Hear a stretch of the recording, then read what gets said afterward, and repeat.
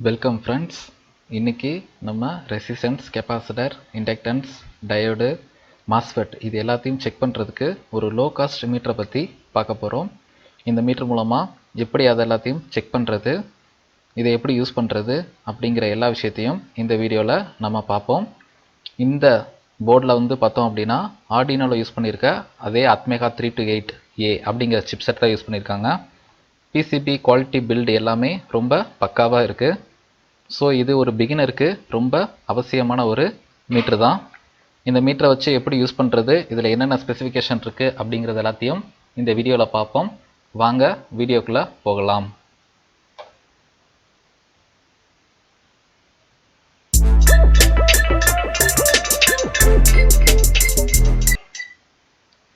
First நம்ம டிரான்சிஸ்டரை use பண்ணி எப்படி இதை மெஷர் பண்ணுறது அப்படின்னு பார்ப்போம். இந்த டிரான்சிஸ்டரில் எது கலெக்டர், எது பேஸ், எது எமிட்டர் அப்படின்றத இதுவே ஃபைண்ட் அவுட் பண்ணி நமக்கு சொல்லிடும். நம்ம இப்போ மாற்ற இந்த டிரான்சிஸ்டர் 2N2222A அப்படிங்கிற ஒரு டிரான்சிஸ்டர். இப்போ நம்ம அதை ஜிப் சாக்கில் இன்சர்ட் பண்ணி பவர் பட்டன் ஆன் பண்ண உடனே நமக்கு ரிசல்ட் வந்துடும். இதில் 1வது பின் எமிட்டர், 2வது பின் பேஸ், 3வது பின் கலெக்டர். ஸோ இது பார்த்தோம் அப்படின்னா ஒரு NPN டைப் டிரான்சிஸ்டர். ஸோ இதில் இருக்க ஸ்பெசிஃபிகேஷனே இதுதான். இதில் நமக்கு எது கலெக்டர், எது பேஸ், எது எமிட்டர் அப்படிங்கிறத அதுவே கண்டுபிடிச்சிரும். இதை நம்ம எந்த டைரெக்ஷனில் வேணால் 3 பின்னையும் மாற்றி மாற்றி கனெக்ட் பண்ணாலும் அது ரிசல்ட்டை கரெக்டாக ஃபைண்ட் அவுட் பண்ணிடும். அடுத்து ரெசிஸ்டன்ஸை எப்படி மெஷர் பண்ணுறது அப்படின்னு பார்ப்போம்.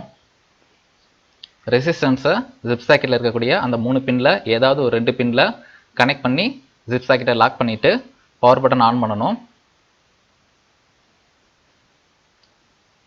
ஆன் பண்ணிங்க அப்படின்னா ரெசிஸ்டன்ஸ் வெளியே காமிக்குது. 66.3 ஓம்ஸ் இருக்குது. ஸோ இதுதான் இதோட ரெசிஸ்டன்ஸ் வேல்யூ. 1வது பின்லையும் நம்ம 3வது பின்லையும் கனெக்ட் பண்ணியிருக்கோம்.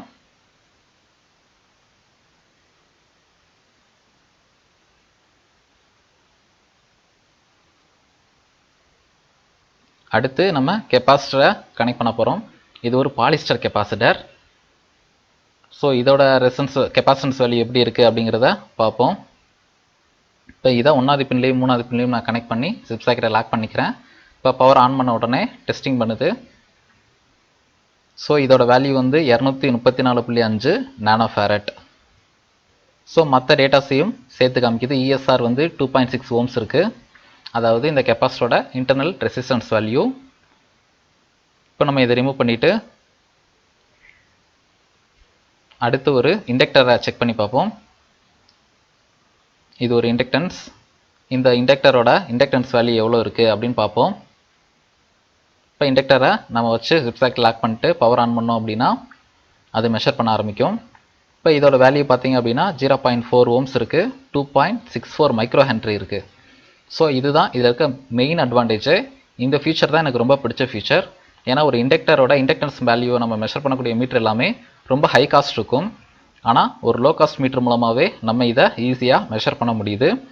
எதையுமே நீங்கள் இன்சர்ட் பண்ணாமல் பவர் பட்டனை ப்ரெஸ் பண்ணிங்க அப்படின்னா நோ அன்கெனோ ஆர் டேமேஜ்டு பார்ட் அப்படின்னு காமிக்கும். இந்த இடம் நம்ம SMT காம்பனன்ட்ஸை செக் பண்ணுறதுக்காக இந்த ஜிப் சாக்கெட்டில் 1 2 3 போட்டிருக்கு இல்லையா, இதில் நம்ம எந்த காம்பனன்ட்ஸையும் செக் பண்ணிக்கலாம்.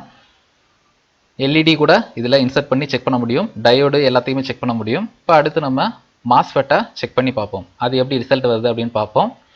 இது ஒரு N டைப் மாஸ்ஃபெட். இப்போ நம்ம அதே மாதிரி கனெக்ட் பண்ணிட்டு பவர் ஆன் பண்ணுறோம். இப்போ பார்த்தீங்க அப்படின்னா 1வது பின் கேட், 2வது பின் ட்ரைன், 3வது பின் சோர்ஸ் அப்படின்னு அதுவே காமிச்சிருச்சு. அதோட சிம்பிள் முதற்கொண்டு சேர்த்து காமிச்சிருக்கு. கெப்பாசிட்டன்ஸ் 1.545 நானோ ஃபேரட், VT 3.5 வோல்டேஜ். ஸோ இவ்வளோ டேட்டாஸையும் ஒரே ஒரு பட்டனை ப்ரெஸ் பண்ணுறது மூலமாகவே நம்ம மெஷர் பண்ண முடியும். பார்த்தீங்க அப்படின்னா இது IRF Z44 மாஸ்ஃபெட். ஸோ கொடுக்குற டேட்டாபேஸும் அதுவும் கரெக்டாக தான் இருக்குது. தேங்க்ஸ் ஃபார் வாட்சிங்.